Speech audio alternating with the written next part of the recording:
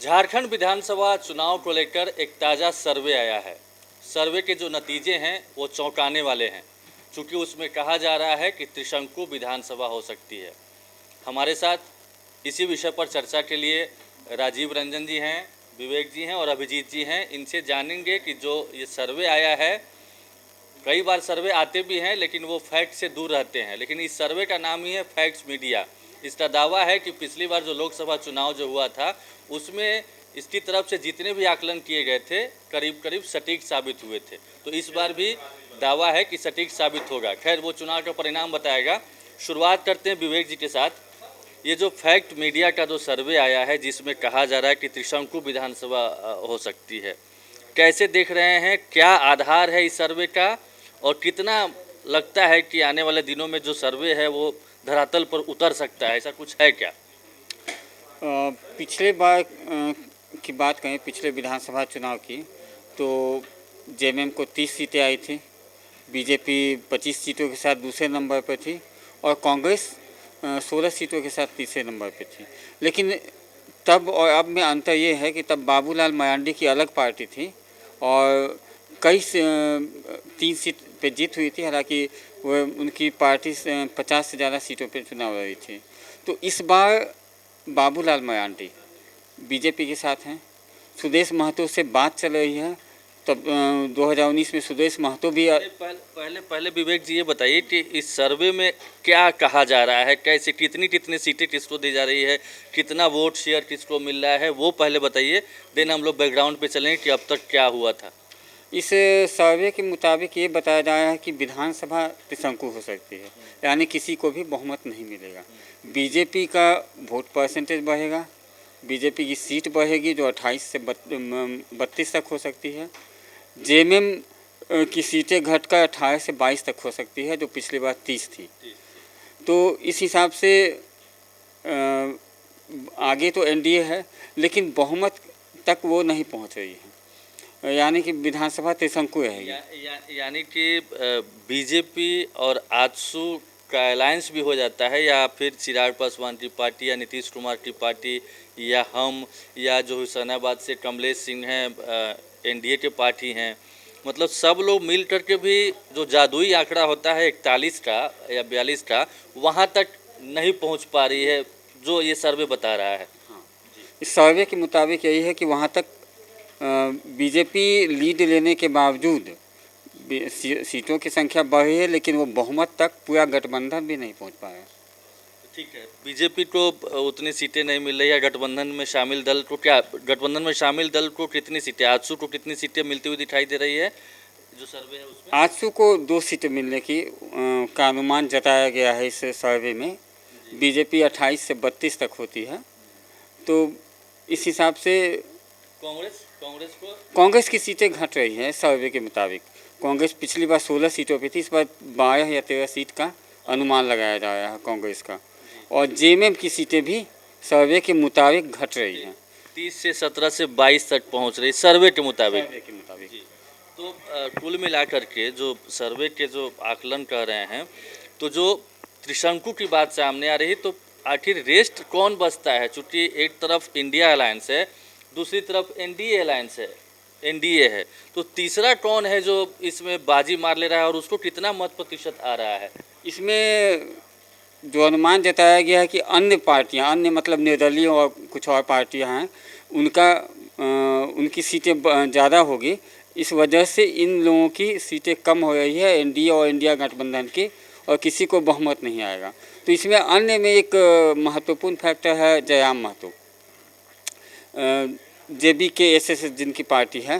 तो JBKSS उनके संगठन का नाम था, और फिलहाल उनकी नई पार्टी जिसका चुनाव चिन्ह है कैंची छाप, JLK झारखंड लोकतांत्रिक क्रांतिकारी मोर्चा, इसी नाम से पार्टी रजिस्टर्ड हुई है। और थोड़ा सा हम दर्शकों को बता देना चाहेंगे कि पिछले लोकसभा के चुनाव में निर्दलीय लड़ते हुए भी, पार्टी फॉर्म नहीं हुई थी उस समय, जयराम महतो ने अपने नाम पर खुद चुनाव लड़ा था और अपने कई कैंडिडेट्स को भी चुनाव लड़ाया था।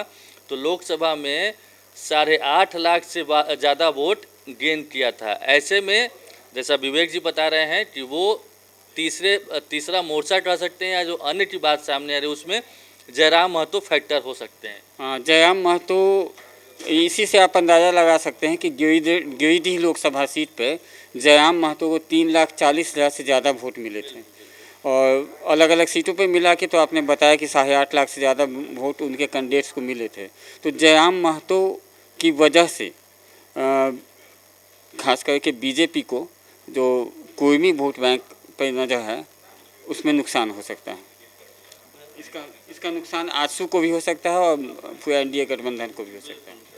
जयराम महतो को खुद 3.5 लाख के आसपास वोट आया था। देवेंद्र नाथ महतो रांची से चुनाव लड़ रहे थे, उनको भी लाखों वोट आए थे। एक संजय मेहता हैं जो हजारीबाग से चुनाव लड़ रहे थे, उनका भी 1.5 लाख के आसपास वोट आया था। इस तरीके से 8.5 लाख वोट शेयर होता है। 81 विधानसभा सीट है। मैक्सिमम जो सर्वे कह रहा है, सर्वे में कितनी सच्चाई है, क्या आधार है, उस पर भी बात करेंगे। बहुमत का आंकड़ा कोई छूने नहीं जा रहा है। तो ऐसे में जो झारखंड पर एक बदनुमा दाग सा लगा हुआ है, आपको पता ही होगा कि निर्दलीय विधायक जो मधु कोड़ा थे, परिस्थितिवश वो भी मुख्यमंत्री बन गए थे। तो क्या इस बार भी जब त्रिशंकु विधानसभा की बात सामने आ रही है, चुनाव अभी अनाउंसमेंट नहीं हुआ है, फिर कोई ऐसा चेहरा दिख सकता है झारखंड की राजनीति में जो सरप्राइजिंग हो? जी देखिए, चेहरा दिख सकता है कि नहीं दिख सकता है ये तो बात है ही, लेकिन कोई भी अब इस तरह का मधु कोड़ा वाला रिस्क लेने को तैयार नहीं है। मधु कोड़ा वाली रिस्क में क्या था कि कांग्रेस गर्त में चली गई थी, झामुमो सत्ताच्युत हो गई थी जो ही चुनाव हुआ। तो कहा जा सकता है कि देखिए, राजनीति का खेल ऐसा खेल है कि कौन बाजी मार लेगा, कौन कहाँ चला जाएगा, ये कहना मुश्किल है। लेकिन झारखंड ने मधु कोड़ा को देखा है, झारखंड की जनता ने उसको झेला है ये कहा जा सकता है। तो देखिए, आप कह रहे हैं कि ये जो फैक्ट्स मीडिया है इसका सर्वे आया है कि ये हैंग रहेगा, त्रिशंकु रहेगा, कोई भी स्पष्ट बहुमत नहीं लाएगा। लेकिन एक चीज़ तो और है ना कि लोकसभा भी चुनाव तुरंत अप्रैल मई में जून में क्लियर हुआ है। अप्रैल मई में था इलेक्शन, उसमें जो लोकसभा के चुनाव में जो सीट जीते हैं एनडीए ने, अगर उनको देखा जाए तो वो जो सामने आया है उसमें 52 सीटों पर एनडीए लीड की है विधानसभा में। चूँकि लोकसभा में तो जीती है, तो उसमें लोकसभा में विधानसभा भी आता है, तो वो आकलन किया गया कि 52 सीटों पर एनडीए लीड की है, यानी कि 52 सीट पे जीतने की संभावना बढ़ गई है एनडीए की। तो उस 52 सीट को ही आप कह लीजिए। तो भाजपा जो है, या चूँकि भाजपा जो है एक संगठनात्मक पार्टी है और वो बहुत कुछ सोच करके चलती है और उस तरह की रूपरेखा बनाती है कि कैसे हम गोलबंद करके चारों तरफ से घेर करके। और वो पैमाना है तो 52 सीट आनी चाहिए, लेकिन जो सर्वे है वो दे रहा है 32 सीट, 28 से 32 सीट, 20 सीटों की कमी है। और अगर वही पैमाना है, वही आधार है, उसी बेस पर भाजपा वाले खुश हो रहे हैं, तो 2014 में तो 65 सीटों पर लोकसभा चुनाव की बात कर रहे हैं, बीजेपी लीड की थी। लेकिन 2014 का विधानसभा जब चुनाव हुआ तो 25 सीटों पर बीजेपी सिमट गई। लेकिन देखिए, मेरा वो तर्क नहीं था कि 52 जीतेगी। मेरा तर्क ये था कि भाजपा 52 सीट को मजबूती के साथ लड़ने के लिए तैयारी में लग गई है, मेरा ये तर्क था। और ये जो सर्वे की बात आती है, तो अब फैक्ट मीडिया की बात कर रहे हैं, ये अपने आप को कह रहे हैं कि लोकसभा में हमने कहा था कि 240 भाजपा लाएगी और 100 कांग्रेस पहुंचेगी। दावे सब करते थे, 400 का भी दावा हुआ था ना, 400 पार। कौन सा सर्वे नहीं कहा था कि 400 नहीं आ रहा मैंने एनडीए को। तो ये बताइए कि वो सर्वे कुछ सर्टेन लोगों से होता है, और जो लोकसभा का चुनाव हुआ जिसने वोट डाला है वो एडजेक्ट है, तो उसको क्यों नहीं भंजाने में लगेगी भाजपा? क्यों नहीं उसको और मजबूत करेगी कि कुछ और वोट हम बढ़ा लें? कुछ जगहों पर चूँकि बूथ वाइज वो ये आता है, आंकड़ा आता है, जो चुनाव आयोग का आता है, बूथ वाइज आता है, तो वो तो ये देखेगी कि भाई हमारा बूथ कौन सा कमज़ोर हो रहा था, कहाँ हम थोड़ा और मेहनत करेंगे तो हम और अच्छा करेंगे। तो ये चीज़ें तो फिर जेएमएम के साथ भी ना, जो फिलहाल सत्ता में है और जिनके बारे में फीडबैक है या जो सर्वे बता रहा है कि वो कम सीटें पिछली बार से आ सकती, तो वो तो तैयारी करने का मौका उनको भी मिलेगा अगर ऐसा है तो। तैयारी करने का मौका मिलेगा, ये हम कहाँ करेंगे किसको तैयारी करने का मौका नहीं मिलेगा, लेकिन कहीं ना कहीं से जमीन तो रहनी चाहिए ना। बिना जड़ के पौधा मजबूत कैसे होगा? जब जड़ थोड़ा सा भी मजबूत होगा तब धीरे धीरे पौधा आगे बढ़ेगा, तो जड़ और मजबूत होते जाएगा। तो भाजपा की जड़ें तो दिखाई दे रही हैं, एनडीए की जड़ें तो दिखाई दे रही है लोकसभा चुनाव में। झामुमो का या फिर कांग्रेस का ही आप देख लीजिए तो उसकी जड़ तो कमज़ोर हो गई है, चूँकि एंटी कमेंसी फैक्ट भी तो है। फैक्ट है, ठीक है, लेकिन इन तमाम परिस्थितियों के बावजूद सीटें ज़्यादा मिली है 2014 के मुकाबले में लोकसभा चुनाव में इंडिया अलायंस को ही। ये भी गौर करने वाली बात है। फिलहाल हम थोड़ा जो सर्वे का है वो थोड़ा फैक्ट्स बताते हैं कि किसको कितना वोट शेयर मिल रहा है और किसको कितनी सीटें मिल रही है। तो देखिए, सर्वे के मुताबिक जो फैक्ट्स मीडिया का है उसके मुताबिक 38.2% वोट शेयर मिलता हुआ दिखाई दे रहा है बीजेपी को, और झामुमो का जो वोट शेयर है वो 20.2% वोट शेयर है। कांग्रेस को 14.2% वोट मिलता हुआ दिखा रहे हैं ये सर्वे वाले। ऑल इंडिया जो झारखंड स्टूडेंट्स यूनियन पार्टी यानी सुदेश महतो की जो पार्टी है आजसू, उसको 7.2% वोट मिल रहे हैं। और अन्य की जो बात हो रही है जिसमें जयराम महतो सहित निर्दलीय और ये लोग हो सकते हैं, उनको 19.2% वोट मिलने की संभावना जताई गई है। और सीटों की जहां तक बात करें तो इतना वोट शेयर ला करके कौन कितनी सीटें जीत सकता है ये भी बताया गया इसमें। तो इसमें जो सीट है उसके मुताबिक झामुमो जो फिलहाल 30 सीट पर है, 16 से 22 सीटें मिलती हुई दिख रही है झामुमो को। कांग्रेस को 7 से 15 सीट जो कि फिलहाल 16 है और प्लस ही हुए जेवीएम से आने के बाद। और भाजपा को 28 से 32, आजसू को 2 से 4 सीट और अन्य को 3 से 10 सीट मिलने का अनुमान दर्शाया जा रहा है। तो 10 सीट और 81 विधानसभा में से किसी को मिल जाता है अन्य को, तो जाहिर तौर पर वो सरकार बनाने में और गिराने में दोनों में महत्वपूर्ण भूमिका रहने वाली है। हमारे साथ अभिजीत जी भी हैं, उनसे जानेंगे कि ये जो आधार है इस सर्वे का, मुझे लगता है कि आपने देखा होगा, वो आधार क्या है और क्या ये विश्वसनीयता के पैमाने पर ये आधार टिकता है कि मतलब जो पूछा गया है, जो समझा गया है, वही चीज़ें रहने वाली है? देखिए, लोगों से बातचीत की गई है, जो सरकार की योजनाएं चल रही है उसके बारे में पूछा गया है, जो केंद्र में भाजपा की सरकार है उसके बारे में पूछा गया है सर्वे में। इन तमाम आधार को एकत्रित करके डेटा निकाला गया है और फिर बताया गया है कि कैसे कैसे सीटें घटती बढ़ती दिखाई दे रही है, लेकिन कहीं से भी जो कोई भी पार्टी है वो पूर्ण बहुमत नहीं ला सकती, ऐसा सर्वे में बताया गया है। और सबसे ज़्यादा जो सबसे बड़ी पार्टी है वो भाजपा उभरेगी उस रूप में, ऐसा सर्वे के मुताबिक कहा गया है, लेकिन त्रिशंकु विधानसभा के आसार दिख रहे हैं। देखिए, सर्वे का सबका अपना सैंपल होता है, किसी का लार्ज सैंपल होता है, किसी का छोटा सैंपल होता है, लेकिन ये जो सर्वे आया है ये इसका पहले भी सर्वे कई बार सटीक बैठा है, पहले के भी सर्वे इनके सटीक बैठे हैं, लेकिन अभी कई सारे सर्वे आने बाकी हैं, कई सारी चीज़ें होंगी। अभी पीएम का भी दौरा होने वाला है, तो चीज़ें बदलती और बनती और बिगड़ती रहेंगी, हवा भी बदलेगी, फ़िज़ा भी बदलेगी। तो अभी एक अनुमानित तौर पे ऐसा कहा जा सकता है, लेकिन आंकड़े बदल सकते हैं। हो सकता है जिस हिसाब से जेएमएम मोर्चा संभाले हुए इधर हेमंत सोरेन और कल्पना सोरेन, और इधर से अभी पीएम मोदी रहेंगे, कई सारे नेता भाजपा के बड़े बड़े नेता उतरेंगे, तो चीज़ें बदल सकती हैं, या तो गठबंधन के पक्ष में या फिर एनडीए के पक्ष में। एनडीए भी काफ़ी सारी कोशिशें कर रही है, आजसू के साथ गठबंधन होने की कोशिश हो रही है, उधर इंडी गठबंधन भी अपनी पार्टियों को एकजुट कर रही है, तो कहीं ना कहीं चीज़ें अभी बदल सकती है। पर अभी जो सर्वे है, सर्वे के मुताबिक त्रिशंकु विधानसभा है, लेकिन भाजपा के लिए अच्छी बात है कि सबसे बड़ी पार्टी बन रही है और भाजपा इस खेल में माहिर है कि अगर 2, 4, 5 सीटें कम हो जाती हैं तो इधर उधर से वो जुगाड़ हो जाता है। बाकी पार्टियों के लिए इतना आसान नहीं होता है, लेकिन चूँकि केंद्र में सरकार है, मजबूत पार्टी है, बड़ी पार्टी है, तो उनको 2-4 विधायक इधर उधर करने में आसानी होती है और वो चीज़ें जुगाड़ हो जाती है। एनडीए का जो एक चीज़ है वो सबसे अच्छा दिख रहा है कि चाहे वो जेडीयू हो या फिर चिराग पासवान हो या मांझी हो, सभी दल कह रहे हैं कि हम झारखंड में चुनाव लड़ेंगे। मना नहीं किया है, क्योंकि अगर एक सीट भी देनी पड़ी तो वो उसके लिए बातचीत चल रही है। जेडीयू के मंत्रियों ने भी कहा है कि एनडीए के बड़े नेताओं से बातचीत हो रही है, तो भाजपा भी पूरी मजबूती के साथ, मतलब एनडीए पूरी मजबूती के साथ इस चुनाव में आ रहा है।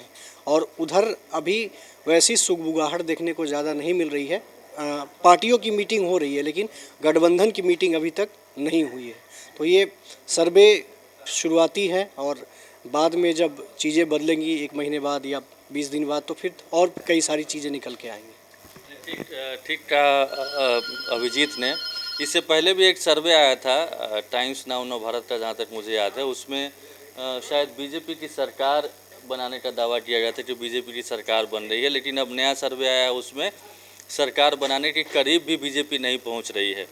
तीसरी बात कि जो कहा जा रहा है कि बीजेपी सबसे बड़ी पार्टी के रूप में उभर रही है, सबसे ज़्यादा वोट शेयर उसका है, तो जब इतना ही अच्छा चल रहा है विवेक जी, तो फिर इतनी तोड़ फोड़, इतने बड़े पैमाने पर लार्ज स्केल पे प्रधानमंत्री मोदी का आना, अमित शाह, राजनाथ सिंह, योगी आदित्यनाथ, रवि किशन, मनोज तिवारी से लेकर के पूरी मशीनरी, हिमंता बिस्वा शर्मा, शिवराज सिंह चौहान, जब इतना परिस्थिति अनुकूल है तो फिर ये सारे लोगों की मौजूदगी क्या कहती है।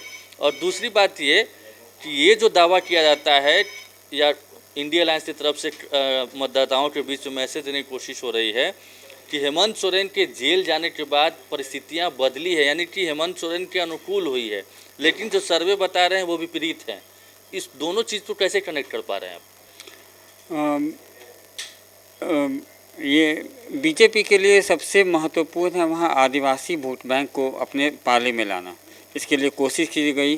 पहले बाबूलाल मरांडी को लाया गया, उन्हें विधायक दल का नेता बनाया गया, हालांकि नेता विपक्ष का दर्जा नहीं मिल सका उन्हें। फिर उसके बाद उन्हें झारखंड बीजेपी का अध्यक्ष बनाया गया। चंपई सोरेन को अपने पाले में लाया गया ताकि कोल्हान की सीटों पर, जहाँ पर बीजेपी पिछली बार सिर्फ 2 सीट जीत पाई थी कोल्हान में, तो वहाँ पार्टी मजबूत हो, संगठन मजबूत हो, इसके लिए लाया गया। इसके बावजूद हेमंत सोरेन जिस तरह से लगातार जिलों में जा रहे हैं, सरकारी योजनाओं को लेकर पेंशन का ऐलान किया गया, मैया सम्मान योजना शुरू किया गया, तो इसका फ़ायदा कहीं ना कहीं तो मिलता है, लोग इससे प्रभावित होते हैं। और इसीलिए बीजेपी के बड़े नेता भी, उनकी परिवर्तन यात्रा चल रही है, फिर से प्रधानमंत्री आने वाले हैं 2 अक्टूबर को रायबाग में। तो एक तरफ हेमंत सोरेन और कल्पना सोरेन लगातार जनता के बीच घूम रहे हैं, दूसरी तरफ बीजेपी के नेता भी घूम रहे हैं। तो टारगेट है कि ज़्यादा से ज़्यादा वोटों को अपने पक्ष में करना है। अब कौन कितना सफल होता है ये इसके लिए ठीक है राजीव जी, हम जो जहाँ तक समझ पा रहे हैं कि बीजेपी को अगर सर्वे के मुताबिक हो रहा, हम नहीं कर रहे हैं, बिल्कुल ये सर्वे के आधारित हम लोग डिस्कशन कर रहे हैं, क्या फैक्ट है क्या नहीं है, क्या होने वाला है नहीं जानते हैं। बस पिछली बार भी हम लोगों ने चर्चा की थी, इस बार भी है, आगे भी जो सर्वे आएगा उस पर भी हम लोग बैठेंगे, डिस्कशन करेंगे। और हर सर्वे में अभी तक दोनों सर्वे में अंतर दिख रहा है, तो ये इस आधार पे आप ये डिसीजन नहीं ले सकते हैं कि हाँ बीजेपी सबसे बड़ी पार्टी होने ही वाली है और जेएमएम की सीटें कम होने ही वाली है। चूँकि सर्वे के विपरीत भी परिणाम आए हैं, इस बार का लोकसभा चुनाव ही हो या फिर कई विधानसभा का चुनाव देखा जाए, अगर वाकई में जेएमएम को सीटें कम मिल रही है और बीजेपी गेन कर रही है, तो जो मेरी समझ में आ रहा है, क्या इसके पीछे का रीज़न बाबूलाल मरांडी, चंपई सोरेन, सुदेश महतो, नीतीश कुमार, चिराग पासवान, जीतन राम मांझी, जो पिछली बार नहीं थे बीजेपी के साथ, ये सब लोगों का आना है। और जेएमएम का कमज़ोर होना, चंपई सोरेन का जाना, लोबिन हेम्ब्रम का जाना, और सबसे बड़ी बात जो एंटी इनकन्वेंसी कही जाती है, यानी एक ऑटोमेटिक सत्ता के पक्ष में हवा चलती है, जो सरकार चलाते हैं उसके प्रति नाराज़गी होती है कि कई कमिटमेंट होते हैं, वादे होते हैं जो फुलफिल नहीं हो पाते हैं, उसका परिणाम है। क्या देख पा रहे हैं आप? जी देखिए, अभी विवेक जी ने कहा, मैं एक चीज़ बता दूं कि भाजपा ऐसी पार्टी है कि हमेशा वो इलेक्शन मोड में रहती है और वो चुप बैठ करके रहने के लिए नहीं रहती है कि हम वहाँ जीत रहे हैं, चाहे हमारे लिए सीट मनोनुकूल हो रहा है, सीट हमको ज़्यादा मिल रही है, इस चक्कर में वो नहीं रहती है। राजीव जी, 2019 में भी इसी मोड में बीजेपी थी, लेकिन हार का सामना करना पड़ा। तो मैं वही कह रहा हूं हारते कि सब लोग हैं। नहीं, इस मोड में भी लोकसभा चुनाव में भी जितना फील गुड कहा गया था, जिस तरह से वाजपेयी जी की सरकार थी, लेकिन किसी तरीके से सरकार बनी है, नीतीश कुमार के बूते, चंद्रबाबू नायडू के बूते। खैर नहीं, वो मैं कह रहा हूँ, लेकिन वो मैं एक लाइन मैंने बोला, इलेक्शन मोड में रहती है, चुनावी मोड में रहती है और वो किसी चीज़ को हल्के में नहीं लेना चाहती है, वो भरपूर प्रयास करती है। आप सोचिए ना कि प्रधानमंत्री जैसे लोग रोड शो करते हैं, आसान चीज़ नहीं है। और इतनी लंबे लंबे रोड शो प्रधानमंत्री ने किया है, शायद कांग्रेस के रिजिम में तो ऐसा नहीं देखने को मिलता था। तो मैं वही बता रहा हूँ। और रह गया कि बात की एंटी कमेंसी फैक्टर होता है और दिखाई भी दे रहा है अभी फिलहाल। हाँ, एक चीज़ आपने कहा कि जब से वो जेल गए हैं हेमंत सोरेन, तो कुछ सिंपैथी गेन किए हैं, ये बात सही है। लेकिन बहुत सारे लोगों ने तो ये भी देखा है ना कि जमीन घोटाला में वो शामिल थे, जिसके चलते उनको शामिल थे या नहीं थे वो अभी ट्रायल नहीं हुआ है, दोष साबित नहीं हुआ, आरोप लगे हैं। और ऐसे कितने लोग आरोपों में जेल जा चुके हैं, अभी तक एस्टेब्लिश नहीं हुआ है। लेकिन वहाँ एक फैक्टर है कि अगर वो कमजोर नहीं पड़े हुए हैं तो कल्पना सोरेन को क्यों आगे कर रहे हैं? नहीं, कल्पना सोरेन तुरुप का इक्का है। अगर वो हमको वो ज़्यादा अच्छे से कनेक्ट कर रही हैं, जो पहले शायद चंपई सोरेन जैसे सरीखे नेता थे तो उनका यूटिलाइज नहीं किया जा रहा था। अब उनमें संभावनाएं हैं, तो आप प्रधानमंत्री मोदी का क्यों इस्तेमाल कर रहे हैं? अगर बीजेपी की बात कर रहे हैं तो नहीं, प्रधानमंत्री चेहरा है ना, वहाँ हेमंत सोरेन चेहरा है, वहाँ शिबू सोरेन की पार्टी की विधायक है कल्पना सोरेन, गांडे से उपचुनाव जीती है वो। लेकिन इससे पहले कहाँ थी, ये भी तो देखिए ना। ये बात ठीक है, राजनीति में पहली बार भी लोग आते हैं। खैर, अब लास्ट सवाल लेंगे अभिजीत जी से हम कि अगर जैसा सर्वे बता रहा है कि विधानसभा में किसी को भी उतनी सीटें नहीं मिलती है जो सरकार बनाने के लिए काफ़ी हो, ऐसी सूरत में सत्ता की चाबी अन्य के पास जा रही है। अगर जयराम महतो के पास उतनी सीटें आ जाती है, 3, 4, 5, 6, 7 जो भी है, 10 सीटों तक अधिकतम कहा जा रहा है, और बीजेपी उतनी ही सीटों से सरकार बनाने से चूकती है, तो जयराम महतो क्या बीजेपी के साथ जाना पसंद करेंगे, या फिर से चुनाव में जाना पसंद करेंगे, या फिर जेएमएम के साथ जाना पसंद करेंगे, इंडिया अलायंस के साथ जाना पसंद करेंगे? देखिए, अगर सर्वे के अनुसार विधानसभा बनता है अगर वैसा, तो फिर जयराम महतो पे निर्भर करता है कि वो किधर जाएंगे। लेकिन भाजपा के पास जो सामने वाला नेता हो या गठबंधन हो, उसको अपने पाले में लाने की क्षमता है, और वो चंपई सोरेन को लाकर भाजपा ने दिखाया है। कोई भी कीमत हो, चाहे चंपई सोरेन को जो भी पद आगे मिले भाजपा में, लेकिन भाजपा ने ऐसा किया है, तो चांसेस रहेंगे कि अगर 2-4 सीटें इधर उधर होती है तो भाजपा उस सीटों का जुगाड़ कर सकती है, चाहे वो जयराम महतो हो या कोई भी नेता हो। हमने देखा है कि जम्मू कश्मीर में महबूबा मुफ्ती के साथ सरकार बनाई है भाजपा ने, चलाई भी है सरकार। तो कहीं ना कहीं भाजपा के साथ ये पक्ष है कि वो ये नहीं चाहती है कि 2-4 सीटें हों या फिर 6-7 सीटें कम हो जाए, तो वो दोबारा चुनाव में जाना नहीं चाहती है। भाजपा का ये एजेंडा कहिए या फिर ऐसी सोच उनकी रही है कि वो चुनाव में दोबारा नहीं जाना चाहते हैं, वो किसी तरह से सरकार बना देते हैं। और लेकिन चुनाव परिणाम क्या होंगे, ये उस पर निर्भर करता है कि अगर 2-4 सीटें हों, 8 सीटें हों, तब फिर उतना हो सकता है। अगर ज़्यादा सीटों का मार्जिन रहेगा तो फिर नहीं हो सकता है, वो परिणाम पर निर्भर करता है। तो वैसे भी झारखंड के बारे में कहा जाता है कि अभी तक मुझे जहाँ तक याद आ रहा है कि 12-13 सीएम अब तक बन चुके हैं, 2000 से ही गठन हुआ है, और कोई भी लगातार सीएम नहीं रह पाया है, यानी बैक टू बैक नहीं चुनाव जीता है। रघुवर दास ने पहली बार 5 साल का कार्यकाल पूरा किया है, ये भी है। एक निर्दलीय भी वहाँ के मुख्यमंत्री रह चुके हैं। तो तमाम चीज़ें झारखंड में होती रही है, और वैसी चीज़ें होती रही है जो शायद और कहीं नहीं होती है, क्योंकि अभी भी चुनाव में थोड़ा सा वक्त है, चूँकि अभी तारीखों का ऐलान नहीं हुआ है। बहुत बहुत धन्यवाद, नमस्कार।